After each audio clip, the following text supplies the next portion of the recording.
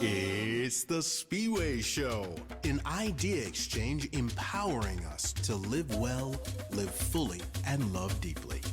And now, here's our host, Spiwe. Hi, we are here talking to author and accomplished speaker and student of life, Rob Cabito. Rob, I wanted to ask you about something that really blew me away when I read this book. I have walked through this journey. I'm reading. I'm going, oh, that's horrible. And then something happens and I go, oh, that's horrible.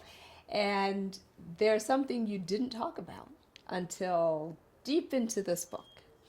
And it was when the shaman that you met asked you, without preamble, to talk about the sexual abuse. My reaction when I read it was, sexual abuse? What sexual abuse? There was no sexual abuse. And I'm flipping and I'm looking. And your first response was denial. Mm-hmm. And then he pushed. And then you finally told him. And I thought, wow. Tell us about that. It was an interesting experience. I was going to a therapist who asked me to go and talk to this particular shaman about his journey and my journey and maybe understand Native American history a little bit better. And I met with him at the VA hospital, and I walked down this long hall, and it was downstairs at the VA, and I walked into this room that smelled like, at the time I thought it was marijuana, but come to find out it's sage, and it smells actually pretty good. And I walked in, and it was a gentleman sitting there in the dark, and I didn't see him at first, and I started to turn out, and he said, no, you're in the right place. And I walked in, and he flipped a low light on, and he said, I said, I'm Rob Cabito, I'm here to talk with you. And he goes, yeah, I know who you are. And he was kind of snotty, and I was kind of taken aback by that. But he said, when did it happen? And I said, when did what happen? And he said, when did the sexual abuse happen? And rather than continuing to push on my feelings and push my buttons, he kind of shared his experience. And he also shared experience of other Native Americans that had been put in boarding schools or on reservations or some of the issues. For the first time in my life, I looked at somebody else that could clearly understand what was going on in here. I didn't see the differences. I seen another man that knew what this journey was like for me. Mm-hmm. And I let it out. And I told him. And it was, part of it was a relief, but part of it was opening up this part of me that had all this pain and all this shame and all this anger and hurt. And, letting that out was not that easy, but I felt at that moment he had been through it. He knew what I was going through. And I trusted him. How old were you when it happened? I was about 10 or 11 years old. And the perpetrator, was a girl? Yes, yeah. She was 4 or 5 years older than I. So you talk about the feelings, and there were mixed emotions. Talk to us a little bit about the sort of evolution of your feelings about that situation. Well, it's kind of an odd thing because I didn't have the emotional intelligence or maturity to understand really what was going on. And being a little boy and being exposed like that or compromised like that, I really didn't have the language and the understanding or the maturity to really deal with it. So I trusted adults to help me deal with it that brought more shame to the situation and brought more shame to, what I had already felt was not right. Mm-hmm. It already didn't feel right. It already didn't make sense to me. It already hurt my heart in a way that I didn't know how to reconcile that. Mm-hmm. So when I turned to other people to help me understand, and they told me to hide that I shouldn't be saying anything, that even compounded the situation even more. So what did you do with that stuff? Well, it's interesting. I was listening to NPR today, and there was a pitcher named R.A.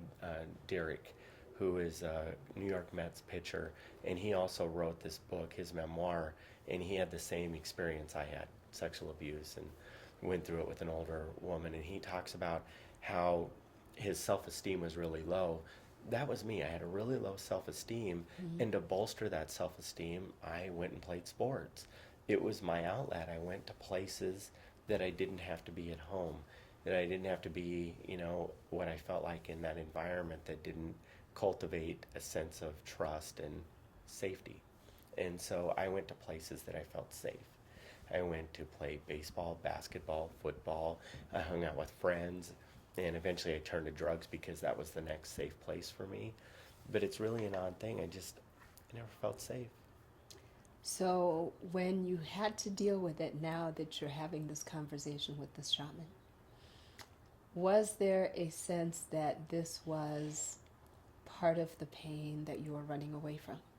Yeah, because you can only bury those things. Somebody like me, I can only bury them so long. I can only go so many years. And so, now that drugs and alcohol were being taken out of my life, the emotional stuff was still there. So I needed to deal with that in some way. And I had gotten to a point that it just kept coming up and coming up and coming up. And I had nothing to medicate it. It was coming. It was coming out anyway. So I had to deal with it. So what were the most effective things that happened for you that you would point to and say, here's how I dealt with it? Because to the reader, as I'm reading the book, I'm thinking, okay, so we're trying to medicate with the alcohol and look at what it's costing you though, right? So now we're trying to medicate with the drugs, but boy, that's an expensive price. Yeah. But you eventually got to a point where now you're having to face the music and the loneliness and the fear and the, all those negative things because you're sort of at the end of the rope with all these other ways that haven't worked. Yeah. So what were the things that for you were effective in helping you address all of those emotions? Well, I had gotten to a point where I had lost a brother to heroin overdose, another brother to suicide, a sister to alcoholism. And my thoughts and feelings about myself, my self-esteem was so shot. But I had gotten to a point where I wanted to live. I honestly knew I wanted to live. I didn't know how to do that, but I wanted to do that. And so I just started accepting little bits of help at different times. And it came from my ex-wife, her family. It came from friends from childhood. It came from different places I had gone, a therapist that got me in touch with a friend that got me in touch with a shaman. A shaman took me to a sweat lodge that told me, and it was like all of a sudden these little things started becoming connected. And I started accepting little bits of help. Not a lot. I didn't let a lot of people in. I didn't have a lot of love to give or accept, but a little bit. And a little bit led to another person, another situation, another job, and another spiritual moment that got me here. How long have you been clean now? It's been 8 years, just under 8 years. 8 years. Wow. And after 8 years, do you consider yourself healed? Or is it still, and the reason I ask is because I had a friend of mine who was in his 70s and he'd been alcohol free for over 20 something years. And he was still going to AA meetings. Yeah. And I thought that was curious because I thought, wow, it's been over 20 years. And he said, oh no, there are still days when it's still it was still, for him, there were still days when it was an issue. And there was still days when it was still a temptation, even after 20 some odd years. So he had to remain vigilant still. Yeah. So for you, 8 years later, do you feel like it is in the past now, or is it still a situation where there are times when you have to remain vigilant? Every day I have to remain vigilant. It's in remission today, but it's because I'm vigilant. It's because every day I get up with the same mindset. I know that I have to take care of my disease first, and I have to honor it, respect it, and surrender to it before I can move on. And if I don't do that, I get all kinds of emotional things that go on that bring me to my knees. Yeah. And so it's in remission today.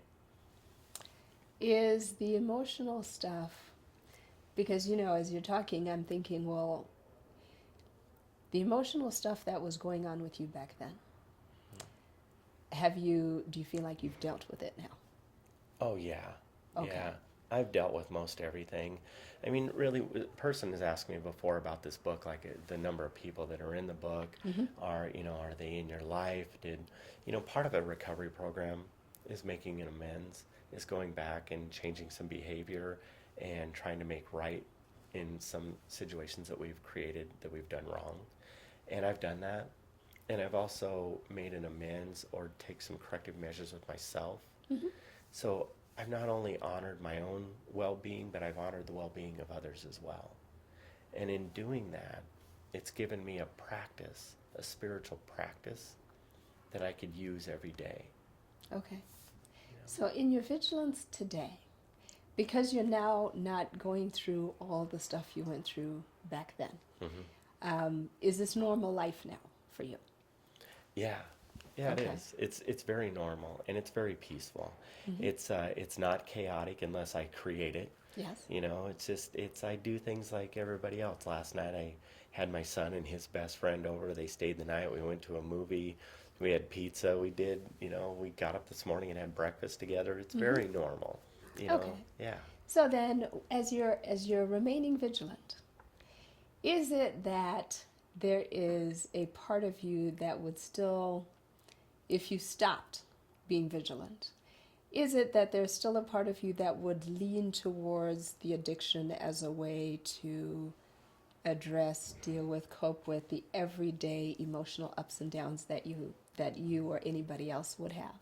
Yeah, there's a mindset that I have that's kind of ingrained in me that happens that if I know today I can go to my spiritual food Yes. and get filled up, I also know that if I don't have that, there's an emptiness and I'll seek something else to fill that up. Okay. Something has to fill that cup. What I choose today, that's up to me. Okay.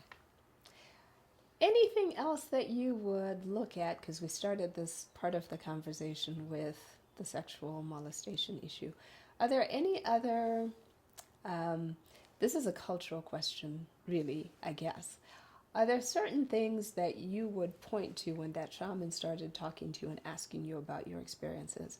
Are there certain things that you would point to and say, I was at a higher risk of experiencing certain things like maybe alcoholism or maybe even molestation because these are things that within my culture and within life on a reservation we are more prone to?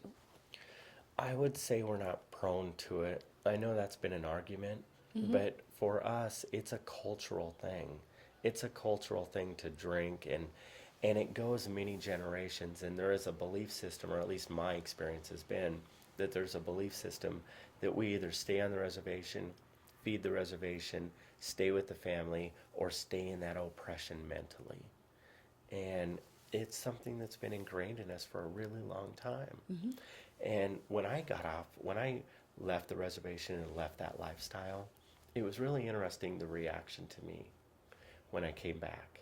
It was like, you don't belong here. Oh. You moved. You went to do something else. You're not one of us.